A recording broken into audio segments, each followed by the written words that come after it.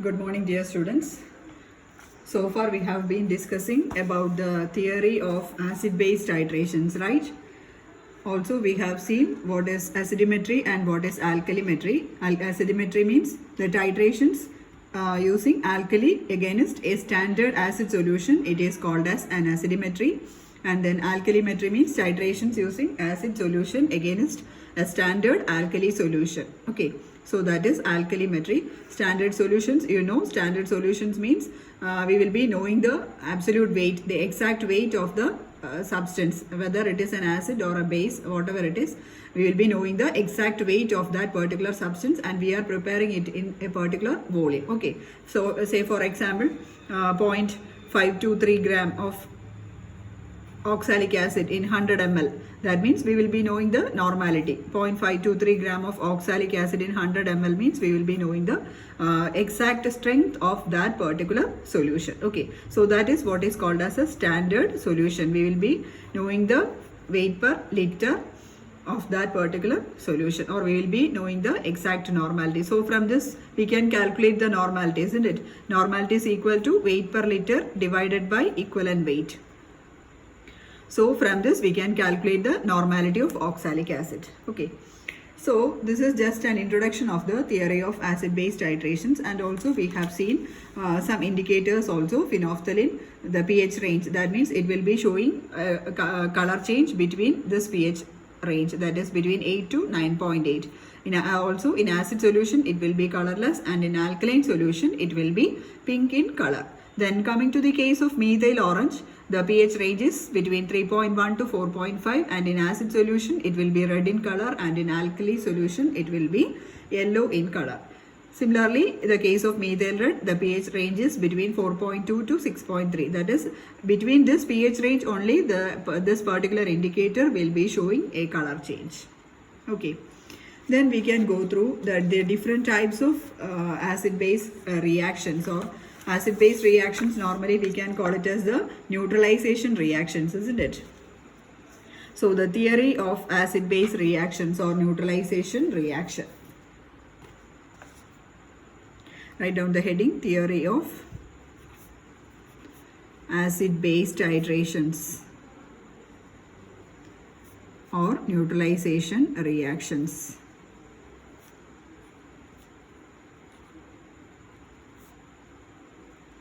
Theory of acid-base or neutralization reactions. See, normally while we are taking an acid solution against an alkali solution, and also say for example a solution of HCl, it can be titrated against NaOH, an alkali solution, or a solution of sulfuric acid can be titrated against NaOH, then acetic acid against NaOH. So all these are acid-base reactions or neutralization reaction. That means at the end point what happens? Neutralization will be taking place. A salt will be formed at the end point. Or otherwise we can say some other reactions like the titrations between potassium hydroxide against a standard HCl solution. Okay, this is the standard solution. So here this is the standard NaOH solution. Then KOH against standard HCl, or we can say sodium carbonate against HCl against standard HCl. So these are all this is a standard NaOH solution. So this is coming under the category alkalimetry, isn't it? Alkalimetry, and this is using standard HCl solution, so we can call it as acidimetry. So these are some of the common acid-base reactions or acid-base titrations. HCl against NaOH, sulfuric acid against NaOH, acetic acid against NaOH. See, among these, HCl, it is a strong acid, isn't it? A strong acid means it will be completely ionized in solutions. That means in water, HCl will be ionizing as H plus and Cl minus. So those solutions or those substances which will be completely ionized in solutions, that we can call it as a strong acid. Similarly, the case of a strong base, that means it will be completely ionized in solutions. That means while dissolved in water, it will be ionizing as Na plus and OH minus. Complete ionization will be taking place. So therefore, we can call it as a strong base. So this is a strong base NaOH, and HCl, it is a strong acid. Okay, so that is a simple definition for a strong acid and a strong base. Those substances which are completely ionized in solutions, that we can call it as a strong acid or a strong base. At the same time, those which are having only partial ionization, that we can call it as a weak acid or a weak base. Okay. So here HCl, it is a strong acid. Sulfuric acid also is a strong acid. But in the case of acetic acid, it is a weak acid. Okay, acetic acid is a weak acid. That means it will not be completely ionized in solutions. So normally the net reaction going on in an acid-base reaction, that means suppose I am titrating sodium hydroxide against HCl. Okay, so the reaction will be like this: NaOH plus HCl will be ionizing as NaCl plus H2O, isn't it? So the net reaction involved here, it will be H plus and OH minus giving H2O. This OH minus, it will be combining with this H plus to form H2O. That will be the net reaction. So what happens is that all acid-base reactions, see, this is a strong base versus a strong acid reaction, isn't it? So all acid-base reactions, it will be accompanied by a change in pH. Okay, all acid-base reactions will be accompanied by a change in pH. Change in pH means, what is the definition for pH? pH is minus log H plus, isn't it? That means it is the change in the hydrogen ion concentration, change in H plus ion concentration. That is what is called as pH, isn't it? Change in the H plus ion concentration, that represents the pH of a particular solution. So in all acid-base reactions, or in all neutralization reactions, we can say that will be accompanied by a change in pH. And also this change in pH will be usually occurring near the end point. The change in pH will be occurring at the end point. End point means at that particular point, what happens? The neutralization takes place. That means the total amount of NaOH will be neutralized by this HCl. Okay, the total alkali or the total acid will be neutralized by the NaOH solution.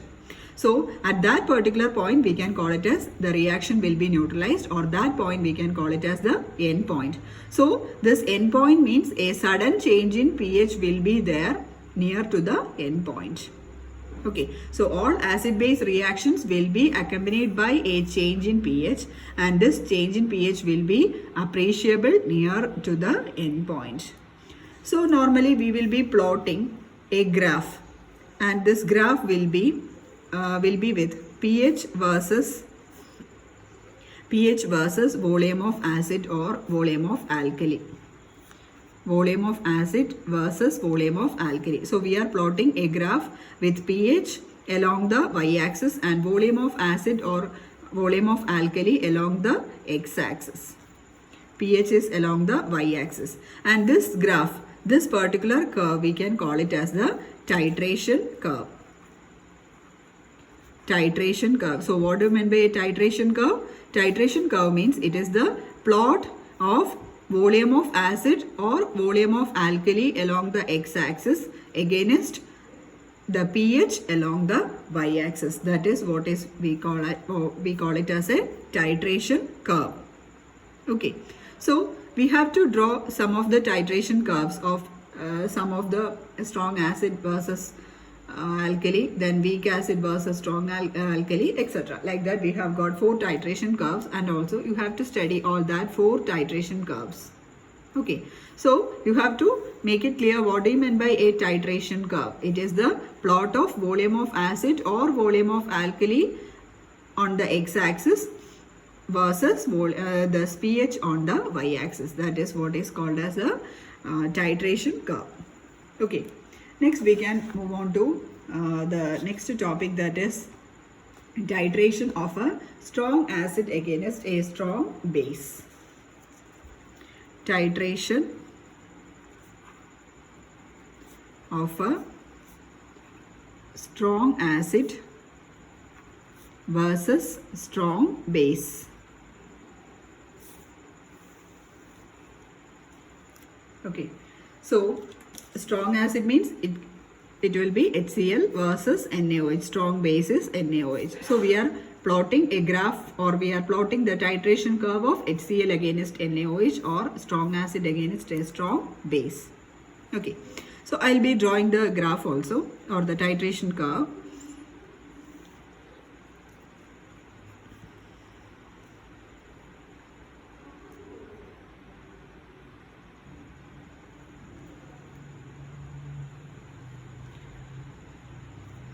See here, volume of, along the x-axis, volume of alkali added,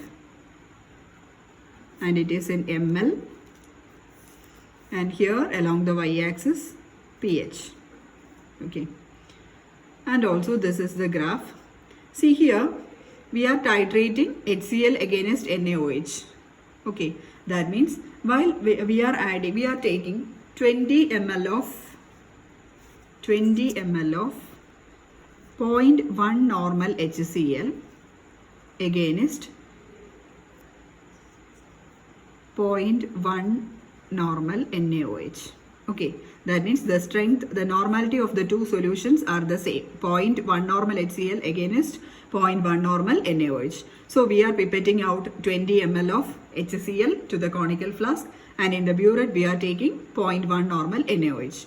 And we are adding drop by drop of this NaOH to this HCl solution, which is taken in the conical flask. I hope you remember the titration you have done in your +2 classes. So we are taking NaOH in the burette and HCl, 0.1 normal HCl in the conical flask. So normally, see, both these solutions are having the same strength, isn't it? 0.1 normal HCl, 0.1 normal NaOH. That means the equivalent point, that means usually 20 ml of NaOH is required to neutralize this 20 ml of 0.1 normal HCl. Okay, exactly 20 ml of NaOH will be required if both the solutions are having the same strength. Okay, for neutralizing 0.1 normal HCl. So we are taking HCl in the, we are pipetting out 20 ml of HCl in the conical flask and NaOH, 0.1 normal NaOH in the burette. And also we are adding drop by drop of NaOH to this HCl, standard HCl, which is taken in the conical flask. Okay, so at the start of the reaction, what happens? See, we are adding NaOH, isn't it? So that means at the start of the reaction, the solution will be acidic. That means here in the conical flask, we are taking HCl. Okay, so the solution will be acidic. So at the start of the reaction, the pH will be near to, the pH will be 2, since it is a strong acid. Okay, 1, 2, etc. So at the start of the reaction, what happens? The graph will be like this. That is, we are adding 1 drop each of this NaOH. Okay, so what happens? The pH gradually increases. And see, at this point, what happens? There will be a sharp change, isn't it? The graph will be like this. It will be in a vertical manner, isn't it? That means there will be a sharp change between these 2 points. So up to this, only a very small increase of pH. That is, with the addition of the volume of alkali, or with the addition of, that is approximately up to this volume, it can be, this volume will be 19.99 ml. Okay, so up to this 19.99 ml, what happens is that the pH will be increasing in a very slow manner. Okay, but after that 19.9 ml, or after that volume, that means at that time the pH will be becoming 4.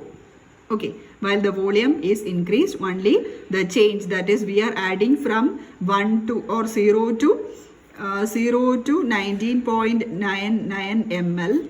Till that, what happens? The change in pH, see, it is from 2 to 4, isn't it? The change in pH will be from 2 to 4. See, after that 19.99 ml, that is, after that addition of 0.01 ml, that is, by the addition of a single drop of NaOH, what happens? The sudden increase in pH occurs. Okay, and also this sharp change in pH, that means the sharp change in pH, it is between 4 to 10. So with the addition of a single drop of 0.01 ml, there will be a sharp change in pH and the pH will be increased from 4 to 10. That means we can say that the endpoint will be in between these pH range. That means the endpoint will be between 4 and 10. So a sudden rise in pH occurs due to the addition of a single drop of NaOH. Okay, so between this pH range, what happens? The endpoint occurred. Okay, so the endpoint is somewhere between 4 and 10. So for this particular reaction, we can use any indicator which will be having a color change, which will be showing a color change between 4 and 10. Okay, so that we can use any of the indicators like methyl orange or phenolphthalein. Phenolphthalein, I am writing it as HPH, and also methyl red. Any of these indicators we can use. So all these indicators will be showing a color change at this pH, that is between 4 and 10. Okay, so here you have to notice this particular volume, that is until we are adding 19.99 ml, what happens is that the pH range will be between 2 and 4. A very small increase in pH is there even after an addition of 19.99 ml. After that, about 0.101 ml of NaOH while we are adding to this particular solution, a sharp change in pH occurs, that is between 4 to 10 occurs. That means the endpoint will be between this 4 and 10. Or a change in pH will be occurring at this point, that means that will be the endpoint. And we will be using a suitable indicator like methyl orange or phenolphthalein or methyl red to show this, to notice this endpoint. Then after that, what happens after the endpoint? So here we had got an endpoint, and after that this solution is neutralized. Then again, if we are adding one more drop of NaOH to this particular solution after this neutralization, what happens? The solution will be, again this NaOH, all the HCl will be neutralized by NaOH. Then one drop excess of NaOH is added. What happens? The solution will be having OH minus ions in excess, isn't it? That means the solution will be alkaline. So again, further addition of OH minus, what happens? The pH will not be increased much. The pH will be almost a constant value. Okay, so the graph will be like this, only a slight increase. Okay, since the solution is alkaline, the pH will be above 7, isn't it? So the solution will be slightly alkaline. You have to consider this this graph, okay, not this one. Okay. So this is the graph or the titration curve. Hope you are clear with this titration curve. This is very important. Usually it will be asked. There are 4 titration curves: strong acid, strong base, then weak acid, strong base, then strong acid, weak base, then weak acid, strong acid, weak base. Okay, so 4 categories are there. You have to study all the 4 categories also. Okay, the graph will be almost in this shape. The titration curves for all the neutralization reactions, the titration curves will be almost having this same shape or same type. Okay, so this is the theory behind this acid-base titration. Okay, so you have to explain this particular titration of a strong acid, strong base. Also, while writing the lecture notes also, you have to take your textbook and also write it in a descriptive manner. Okay. Then the next one, titration of a weak acid against a strong base.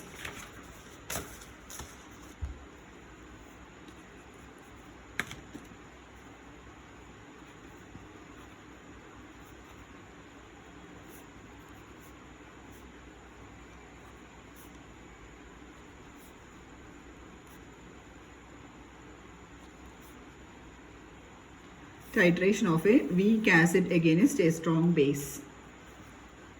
Say for example, we can take examples of weak acid, means we can take acetic acid versus strong base. Strong base means NaOH. Okay.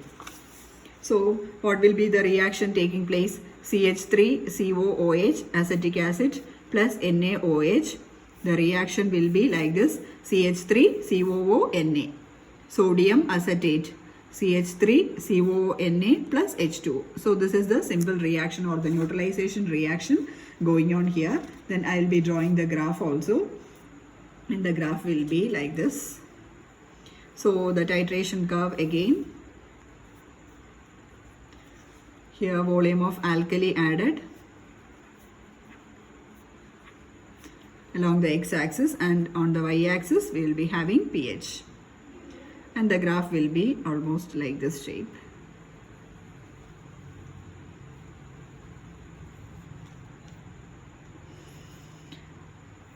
So here between 2 and 3.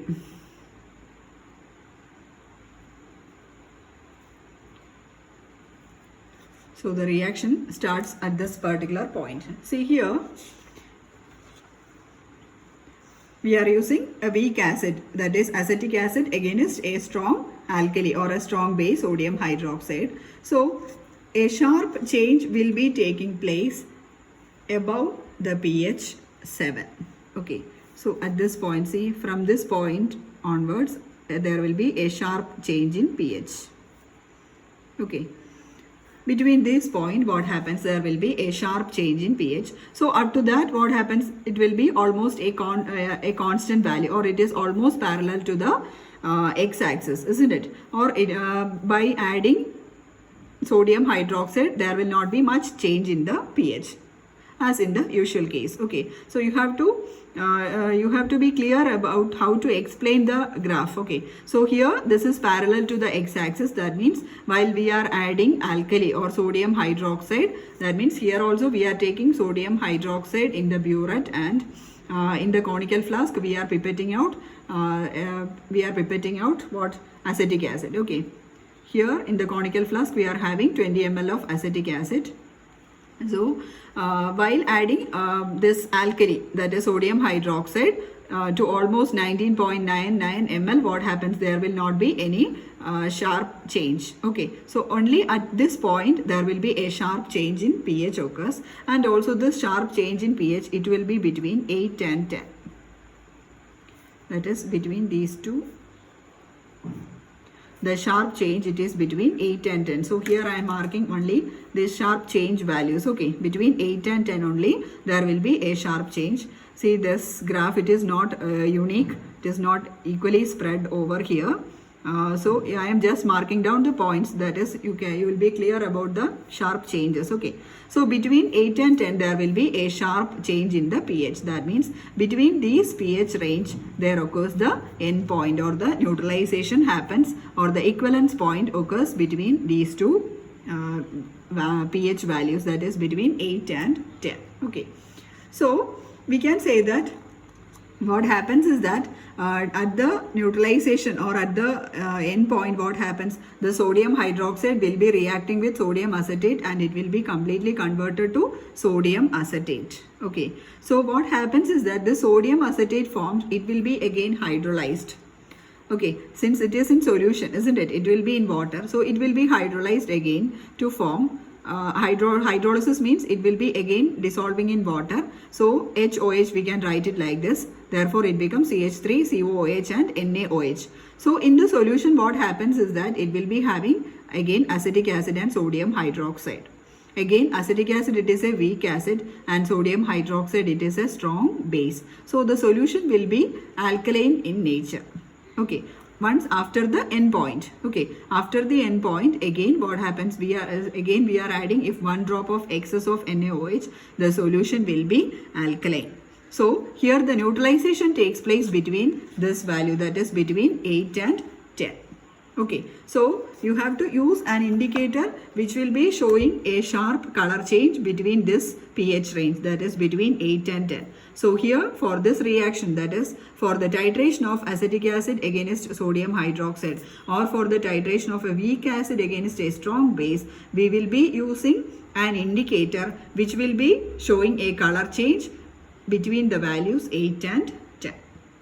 Okay, that means here we can use phenolphthalein as indicator for this particular reaction. That is, for a weak acid strong base reaction, we can use phenolphthalein, which will be showing a sharp color change between 8 to 9.8. Okay, that we have already studied. So here, for this particular category of reactions, we can use phenolphthalein as the indicator, since a sharp change occurs between 8 and 10.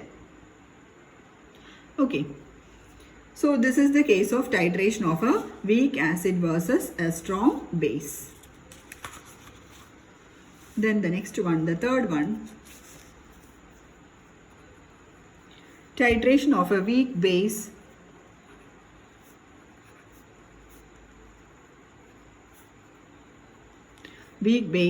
versus strong acid. Weak base versus strong acid. Okay, so here we can take the example of a weak base, means it can be ammonium hydroxide. It will not be completely ionized in solutions. Ammonium hydroxide versus a strong acid, HCl. So what will be the reaction? Ammonium hydroxide plus HCl. The product will be ammonium chloride, NH4Cl plus H2O. So the salt formed is after neutralization, or at the end point ammonium chloride will be formed. Okay, and also ammonium chloride, again it will be hydrolyzed, and hydrolysis will be like this, HOH. So the solution will be having ammonium hydroxide and HCl, and also the final solution will be acidic in nature. Okay, on the subsequent hydrolysis we will be having HCl and ammonium hydroxide. Ammonium hydroxide, since it is a weak base, and HCl, it is a strong acid. So the resulting solution will be slightly acidic in nature. Then next we can go through the titration curve of this particular one.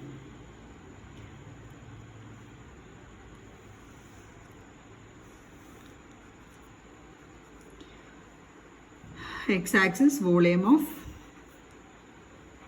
acid or alkali added.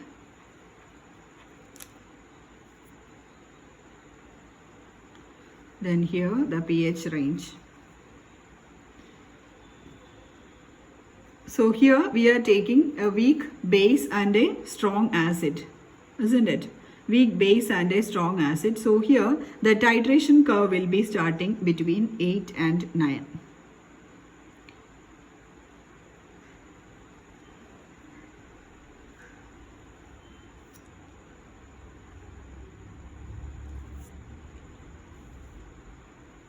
Between 8 and 9. Okay.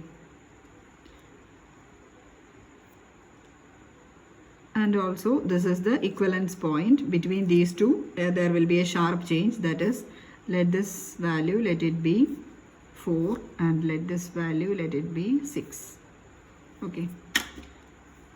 This is 6, this is 4. Okay. Dotted lines. So here what happens is that the solution will be at the start of the reaction. That means we are taking this in ammonium hydroxide in conical flask, and we are adding to this, or we are buryting HCl. Okay, so the solution at the start, it will be alkaline in nature, isn't it? Since it is ammonium hydroxide, alkaline in nature, so the pH will be above 7, isn't it? So at the start of the reaction, what happens? It will be like this. So the pH will not be it will be almost it will be almost a constant value along with the acid added, isn't it? So the graph, it will be parallel to the x-axis, so there will not be any sharp change in pH. So what happens is that at the point, at this particular value, at this pH 6, what happens? There will be a sharp change in the pH. That means the pH, it is shifting from 6 to 4. That means the end point will be in between these two, between 6 and 4. End point will be between 6 and 4. So we have to use an indicator which will be showing a sharp color change at this value, at this pH range between 6 and 4. That means we can use methyl orange or methyl red as indicator. Methyl orange or methyl red methyl orange or methyl red as the indicator, and these two indicators will be showing a sharp color change between the pH 4 and 6. Okay, so this will be the end point. So for any titration with weak base against strong acid, you have to use the indicators either methyl orange or methyl red. Okay, so this will be the end point or the equivalence point. So this is about the titration of a weak base versus strong acid. So you have to study all these three categories. Theory of acid-base titration. So for the titration of a strong acid versus strong base, you can use indicators methyl orange, phenolphthalein or methyl red. Any of these three indicators can be used. Then the next one, titration of a weak acid versus strong base. You can use the indicator phenolphthalein, since the equivalence point it is between 8 and 10. Then coming to the titration of a weak base and a strong acid, the end point it will be between 6 to 4. Therefore, you can use methyl orange or methyl red as the indicator. So this is how we are using an indicator for a titration in general. Okay. So while considering these weak base, if it is a weak base and a strong acid, then we can use methyl orange or methyl red. That should be understood. Okay. That you have to study clearly. And also while in our lab also, while we are doing practicals also, you will be using the indicator based on this particular theory. Okay. So for a weak acid strong base titration, phenolphthalein will be used. For a weak base strong acid titration, methyl orange or methyl red will be used. Like that we will be using the indicator. Okay, so the selection of the indicator, it will be on the basis of the change in the pH or the pH range for that particular reaction. Okay, so in our next session we can go through the theory of acid-base indicators. So you have to be thorough with this portions for the next session. Okay, thank you. Take care.